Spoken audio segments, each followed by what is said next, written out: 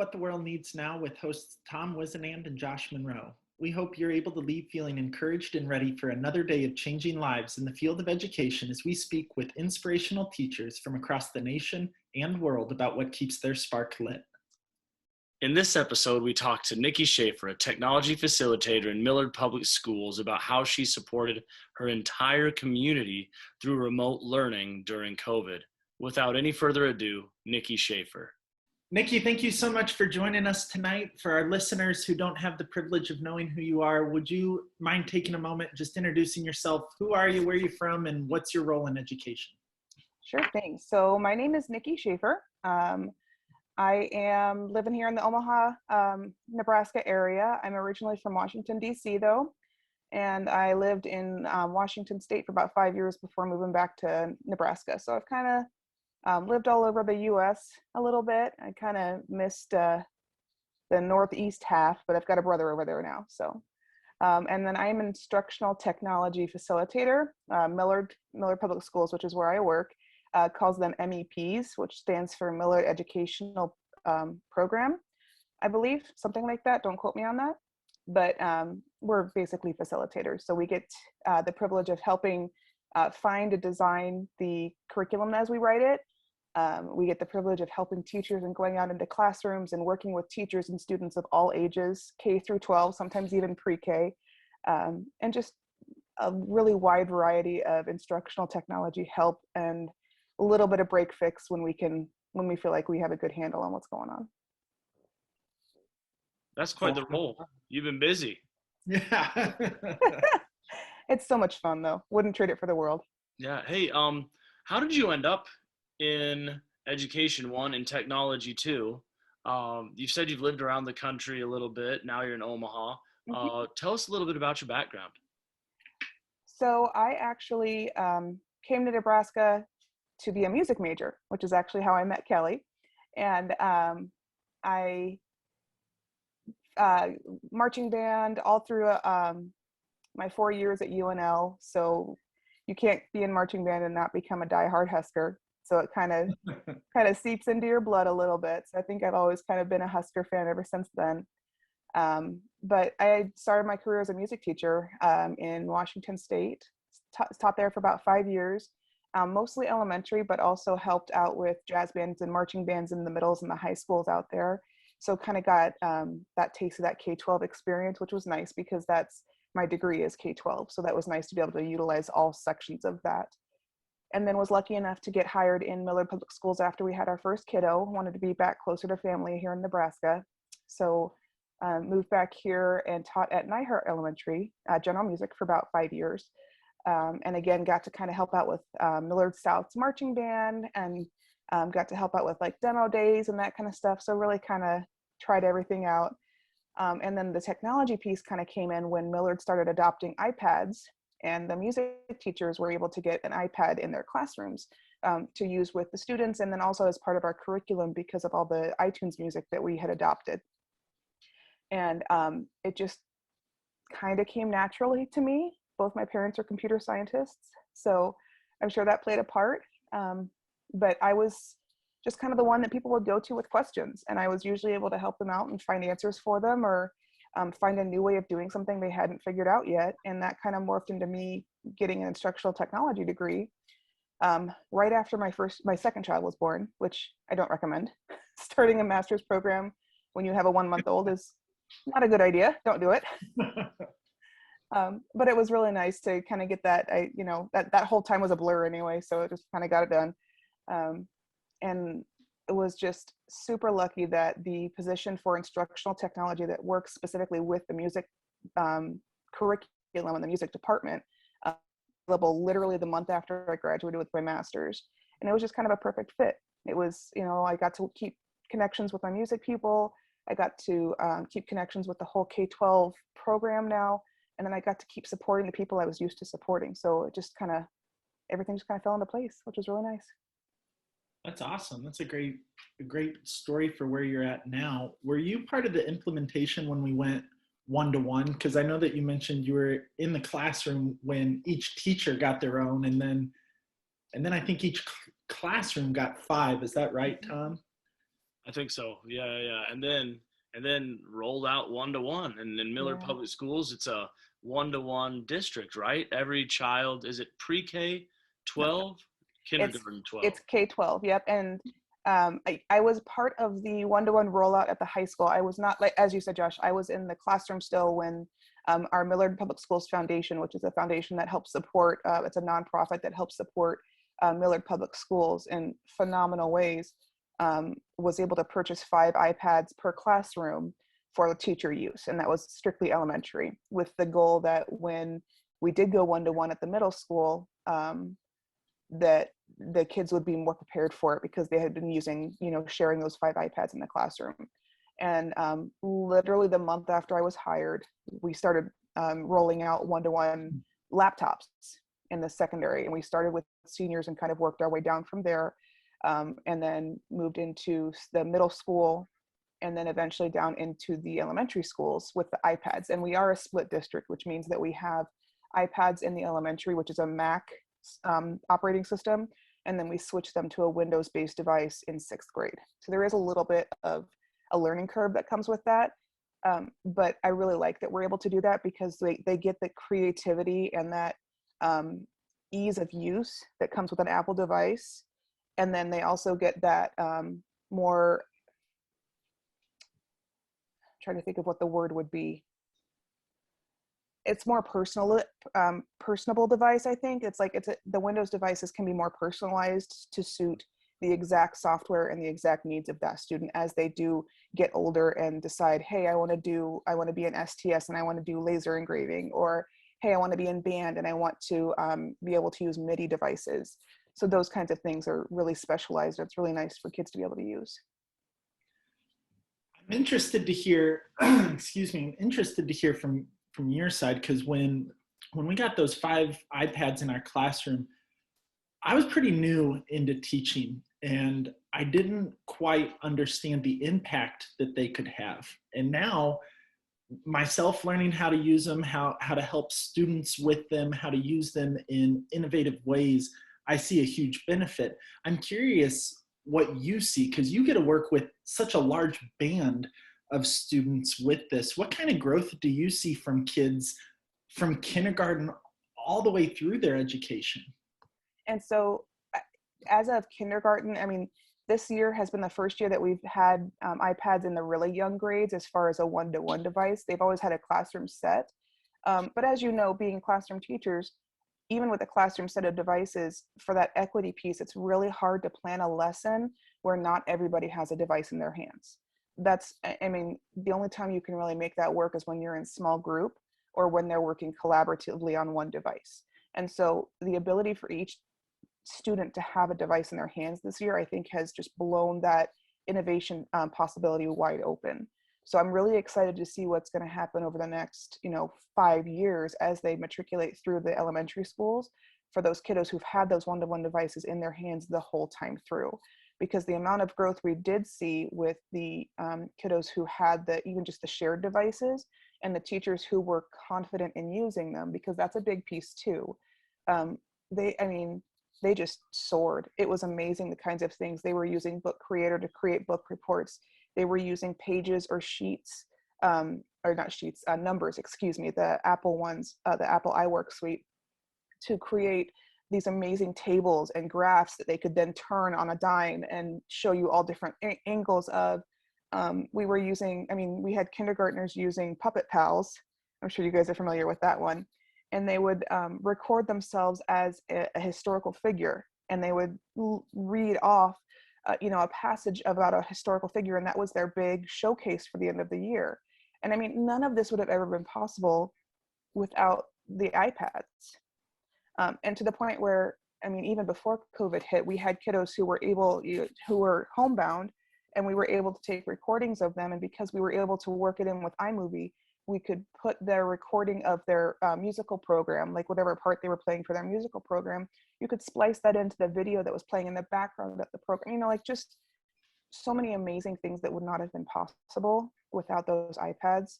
I'm so excited to see what the next 5 years is going to bring now that we do have one in every kid's hands. I think it's just remarkable. You touched on a couple different things. One is the creativity that kids get to show Mhm. and the learning experience. We could be sitting in the same classroom, 3 feet, 6 feet next to each other with our masks on, sanitized hands, whatever we're safe at. And the learning experience that I have can be different than my desk mates. We use Google Earth, and in fourth grade, we study the regions. And it used to be in the curriculum, we studied the Northeast, and we'd go on a train tour.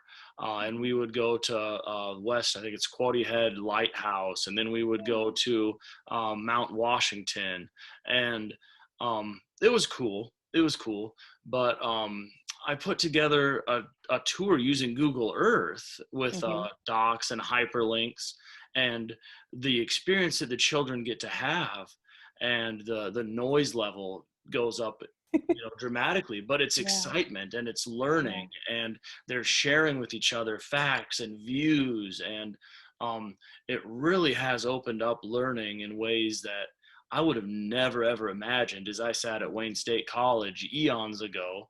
And the power of experience, right? I get to go to Mount Washington and watch it how windy it is, and see how high it is, and look at the views. It's just magnificent stuff, and book creator, we studied animals, and we got to create these books, and my book may be different than my classmates, but they're still books, and we're still applying the same writing skills, and we're still sharing our productions, and we sent them over to India as part of this exchange.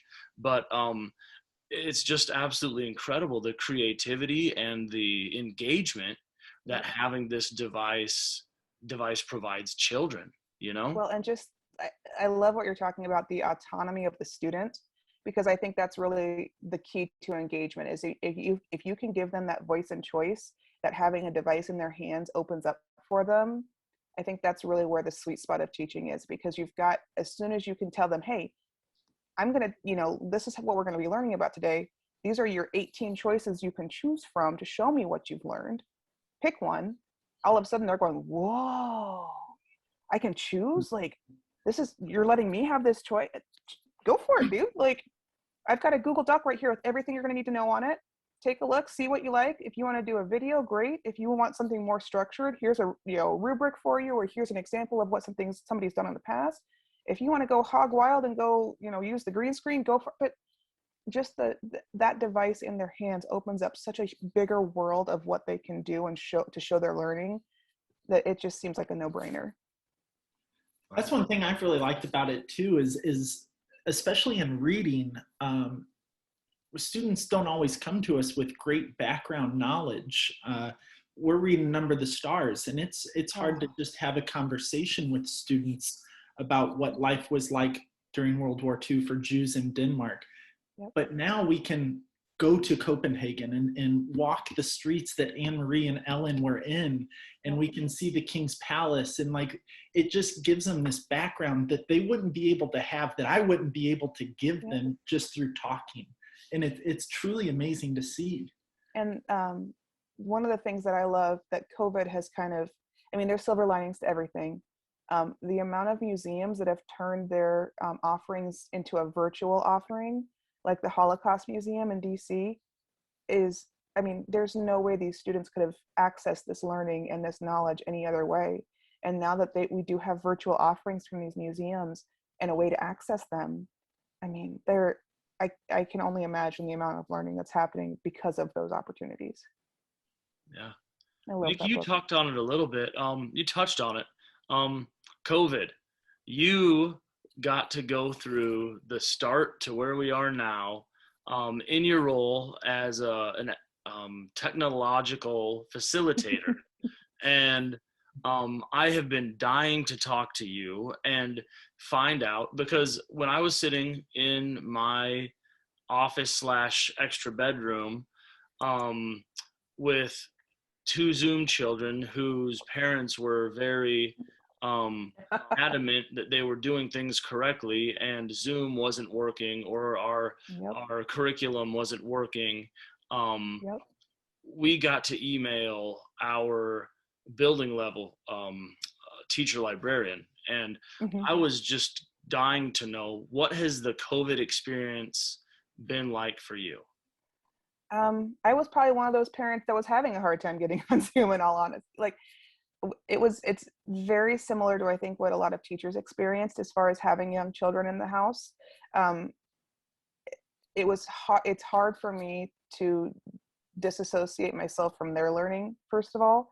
So when we were in lockdown, there was a lot of balancing going on as far as how do I help people when I can't even help my own kids? And I'm sure I'm not the only one that felt that way. But it really came down to a matter of I have to make sure that as many kids are learning in as smooth a way as possible, as often as possible. So really what happened was that Thursday, so backing the train up a little bit, about the week before we shut down, we were told, hey, this is what's happening. This is what's, this is what's coming in Nebraska. We don't know what the future is going to be, but we need to get ready for a possible extended stay at home. Like, we were told, think of it as a snow day, but for a week. Mm-hmm. Was kind of what we were told. And so we had an emergency team meeting with myself, and because it's not just me, I am very small cog in this huge team of tech people that are just phenomenal and amazing, and I cannot give them enough credit. So the whole instructional tech team met together and hashed out, okay, what are we going to use? How are we going to use it? What are we going to suggest teachers to use? How are we going to make this as easy as possible? And, you run through are we going to use Google Meet? Are we going to use Zoom? Are we going to use Skype? Are we going to ask teachers to use FaceTime on their phones? Never going to happen, by the way. But that, that's Right. Trying to figure out how are we going to get into these students' homes. And oh, by the way, some of them don't even have devices. Like, some of them are using their parents' iPhone or their parents' Android or an old Kindle tablet because they don't have anything else to access the internet with. So there was really a two-pronged approach. One of it was us on the instructional side, figuring out how are we going to help teachers and students with the materials that they need, and how are we going to help them with the learning, helping keeping the learning going. And the other side of it that didn't get talked about very much is how are we going to get these kids devices now? And it wasn't like we had a whole backlog of iPads just sitting on a shelf somewhere. So when everybody in the US was scrambling for devices, we were part of that scramble. And it was really just a matter of repurposing iPads as quickly as we could, getting them in, getting them wiped. And I have amazing respect for our Apple team and our Windows team. They got devices out. I mean, there was not a device. If we had a device sitting on your desk for too long, it got taken. Like, you better not leave that sitting for more than a half an hour because it's going bye-bye. And so just the sheer amount of work at the very beginning from that first week, I mean, we knew about it that Monday. On Thursday, we found out we weren't coming back for Friday because the next week was spring break. And on Friday, I got called to one of my middle schools that I serve, and they just said, hey, we know this is coming down the pike. Can you please just come give us a quick refresher? And so I was able to spend about a half a day there with what I did know at that point in time, which was that we were going to use Zoom, and that the middle schools and high schools were going to focus really heavily on Google Classroom. Yeah. So kind of did a quick refresher there, and then we were off. I mean, we had to be home. And so from there, it was really a matter of how can we best support people from where we are right now. And so, yeah, Tom, we got a lot of those, hey, I can't get onto Zoom, or hey, I can't get onto Seesaw, or my kids telling me that they're turning this in Google Classroom, but I don't see it. How can I fix that? And so there was a lot of one-on-one telephone conversations, a lot of help desk tickets that got turned in, or just emails that got sent that didn't have help desk tickets because people were frantically trying to find an answer. And just, it was a matter of patch and fix, I think is the best way to put it. Like, yeah. You're literally just trying to put out as many fires in a day as you can. And again, it wasn't, I'm not trying to make anybody feel sorry for me, because that's not my goal at all. We just were trying to support as many teachers and as many students as possible in whatever time we had. Yeah. Because you remember what it was like. No one knew when we were going to be back in the classroom, if we were going to be back in the classroom that year. And then by the time that our teachers knew we weren't going to be back in the classroom, they kind of had a routine down. Yeah. Which I just have to give the biggest shout out in the world. We had preschool and kindergarten and first grade teachers who had never relied on iPads or devices as a teaching mechanism before, who freaking rocked it. Like, I have never seen a teacher pivot that fast and that well. And they were rock stars. They were with it. They were sending emails. Shout out to my own kiddos teacher, Mrs. Harmon at Montclair Elementary. She deals with 3, 4, and 5-year-olds because it's a pre-primary Montessori classroom. She made sure every single one of those kiddos was on a call, in a small group, had a morning meeting. And this is somebody who had told me to my face before, like, I'm not really big into technology for littles. I get it. I wasn't either. But she pivoted so fast and so well. And all of our teachers did that. So they made it as easy on us as a tech team as possible. And I can't give them enough credit for that, because it wasn't on us. It was all on you guys.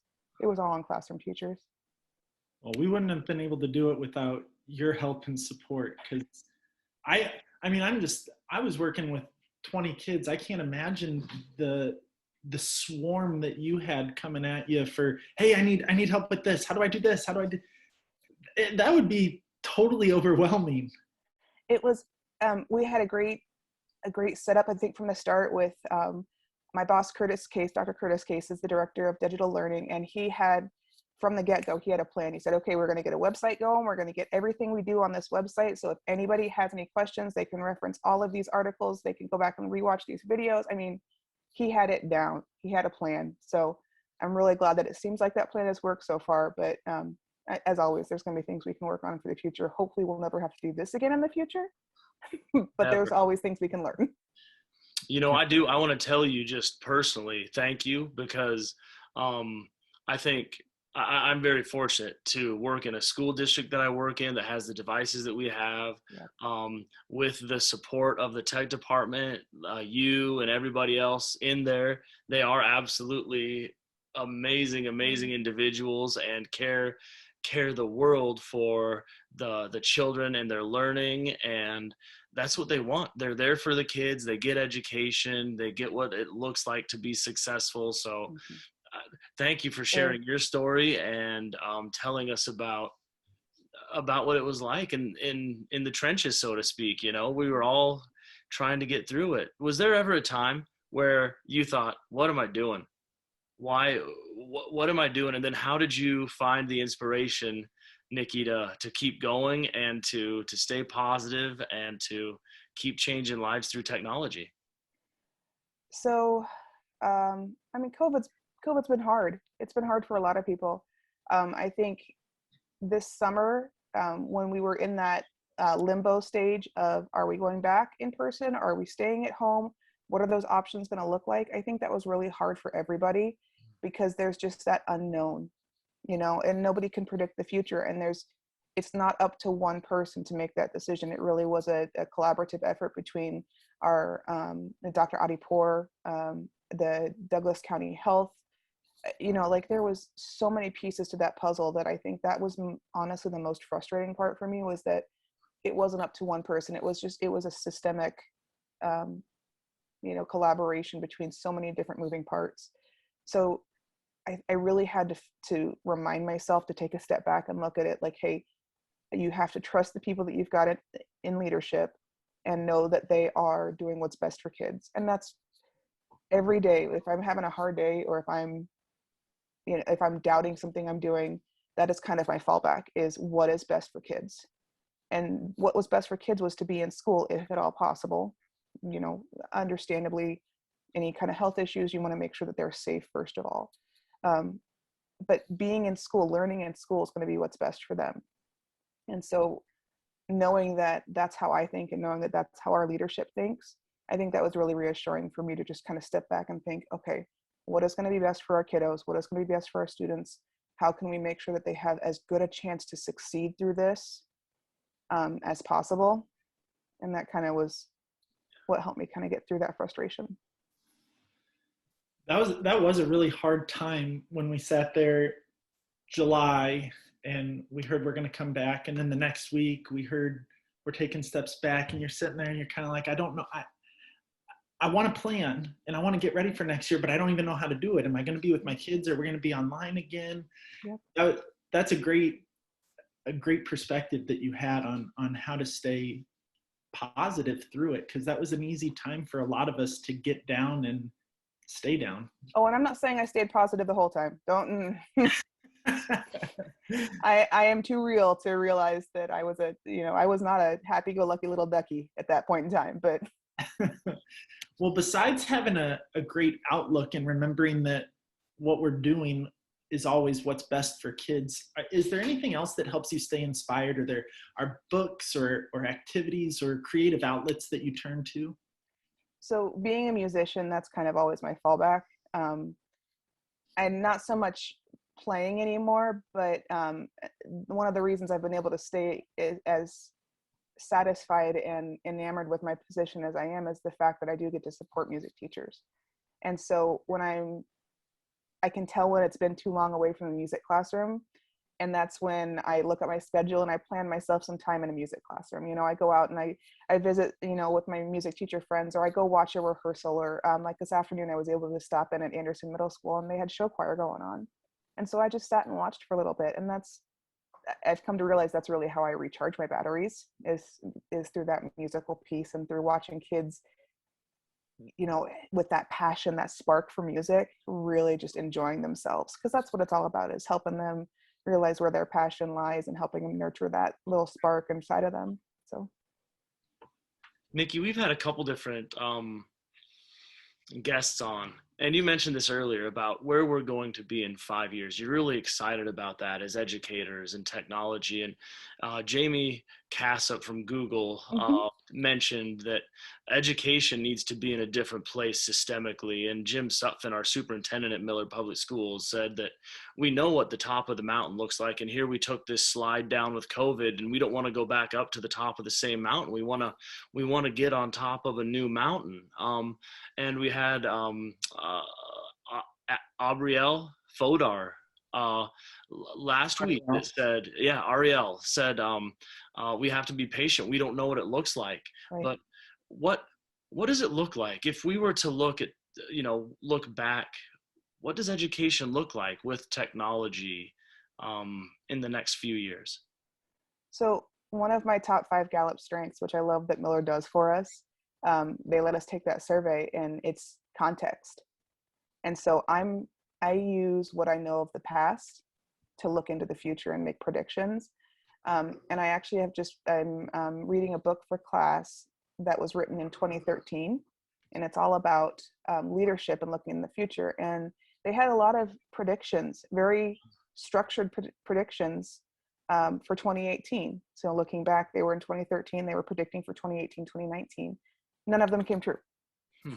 So I'm really hesitant to say what I think teaching will look like and education will look like. But one thing I know for sure is that teachers are going to continue doing what's best for their kids. I mean, whatever that happens to look like, if we have, a Y2K bug and the entire internet goes down, they're going to keep doing what's best for their students. Do I see more devices in our future? Absolutely. I feel like that is going to be continue to be just a world-opening device for our students. It's going to continue to give them more opportunities. It's going to continue to give them more chances to explore where that spark, where that passion lies for them. But as far as systemic shifts, I'm going to have to leave that one to the people at Google or the people at Apple, because I'm going to use the tools that I'm able to use to make the biggest difference on the lives of students as possible. And really, that's what any teacher wants, is how can we make the biggest impact on our students in a positive way as possible. And whatever tools you tell me I get to use, I'm going to use them. I love it. Do you think that COVID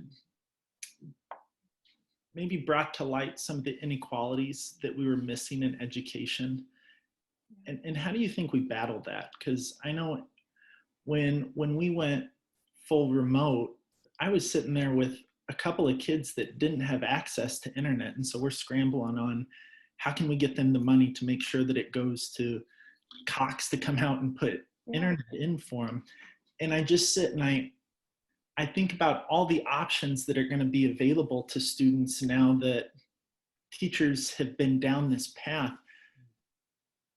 But as I stop and I reflect, I know that people are thinking this as well as I am, and they're diving deeper into it. But I just stop and think, and how we know that there's these huge inequalities in education, and COVID really pointed it out. So how can we start to battle these issues? Well, and I don't think it's a starting of the battle. I think it's a continuation, because there are these inequalities have always been there, and they've been there have been committees and organizations dedicated to bringing them to light and solving, or at least as much as they can, solving for these inequalities. I think COVID, like you said, shined a light on them, and I'm hoping that because of that focus, those organizations and those groups that are working to solve these problems can get their notoriety that they need to actually make a difference. When you say access, that was a huge issue. I mean, we've got entire internet deserts in Nebraska where there is literally no access whatsoever. Like, you could even buy a satellite and you're not going to get anything. I live in Omaha Public Schools area, and they have purchased cellular connected devices for their students because of that very reason, because they knew that they couldn't count on each individual home having access to the internet. So I think there are groups out there that are trying to combat these issues. I'm hoping that that COVID shining a light on them is helping them get a little bit more like, oh my gosh, this is a really big issue.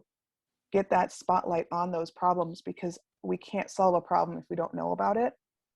And groups like Future Ready Nebraska, and it's escaping me right now, but there is an entire task force through Nebraska Department of Education focused on access and on internet access, to the point where they are talking with, I want to say Tesla, but that's not right. What's the SpaceX?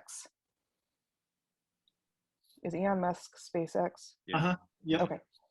So he is actually, the whole corporation, I should say, is launching satellites that are supposed to be internet connected satellites that are going to just orbit over the earth, providing satellite access, internet access via satellite. So just things like that are going to be increased tenfold because everyone saw the disparities in the COVID response and in the COVID education system. And I'm hoping that since we now see it, we can get some more work done on it. But yeah, there are people, we have entire internet deserts that I never knew existed until now. Yeah. It's really incredible that, in fourth grade, we studied George Norris. And love him or hate him, he helped to electrify and bring electricity to rural parts of Nebraska. And man, what a utility. I can't imagine life in our world without electricity and any more internet connectivities that way, and Wi-Fi's that way, and wireless connectivity. And it's crazy to think that there are places you can't get it, or for whatever reason. You can have all the money in the world, like you said, and yet you still can't get a satellite link in parts of Nebraska or parts of the US or world. So and that's really, like, you've mentioned that your partnership with India, right? Yeah. I'm sure they have that same experience. I have a friend that works with she's a Google innovator, and she's out at ESU 6, and part of her project was working with a school boat in Indonesia. And it is literally a school boat, because that's the only place the kids can go to schools. They travel in the morning, they get on the boat. The boat has a router or something like that on it. And that's the only place they can get Wi-Fi access to learn. So, I mean, it's amazing that, yes, we do have these disparities, but we also have such innovative teachers and educators that will do whatever it takes to get around them for their students. Yeah, Harry's a great example of that, who Tom's connected with. Yeah. Well, every night that we interview somebody, we always ask them, what does the world need now? In the 60s, it was love, because we had mountains to climb and rivers to cross. But here we are in 2021, coming out of COVID. Nikki, what does the world need now? So I've been thinking about this question because I happened to see it on the prep sheet. Um, and the first thing that pops into my mind whenever somebody asks me what I think that we need more of is joy. Like that's the first thing that always pops in my head, because joy is that emotion that you can't simulate. You can't get it anywhere but from inside yourself. And so that to me is my first, it's the way that we connect with each other. And then that was my other piece. My other thought was that my mission is connecting as many people as possible. And my mom would say that's just because I like to talk. So yeah, okay. But it's taken on a kind of a new role or a new purpose in my new role. And I more like to think of it as not just connecting people, but connecting places and connecting learning. And I just feel like human connection is lacking right now. And it's not just because of COVID, but because we're not willing to take the risk to put ourselves out there and connect with somebody else right now. And I think that having listened to a couple of the guests that you've had on, and I feel like that's kind of the culminating piece that we're all missing, is we want to be our best selves, and we can't do that in isolation. And so that connection piece accompanied with that joy, that's kind of it's to me a video. As you're watching a video or you're watching something that you connect with on an emotional level, be that spiritual, be that just something that is really meaningful to you, those shivers, those like full body goosebumps that you get, that's that joy taking over, because that's the piece of that connection where it just matters so much to you, and it's so individual to you that you can't replicate that any other way. And so I feel like that's just, I mean, how amazing would it be if we all had moments like that every single day?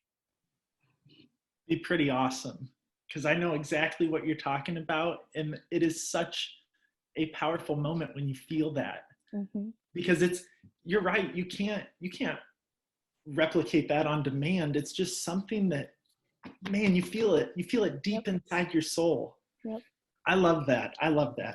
And you're right, we do need some more communication, like some human true connection in our world, being able to talk with one another, lean on each other for help, for love, for support. What a great answer.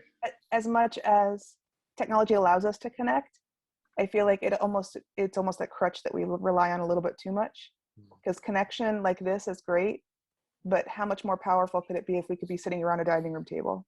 Yeah. So really just, I don't know, connection and joy. Nikki, I love it. Thank you so much. The joyful connections, I hope we all find more of them, and we look and we embrace them. Thank you so much. Yeah, thanks for having me on, guys. This was awesome. Absolutely. Thank you so much. That was awesome. Well, ladies and gentlemen, that's our show. Thanks for tuning in this week. Hopefully you're ready for another week of changing lives. We're so thankful and appreciative that you took your time to listen to our guest, Nikki Schafer. We hope that as you head out, you remember the biggest factor that plays into student success is you. Your love, your passion, your dedication. It's exactly what the world needs now. Thank you for everything you do. Have a good one.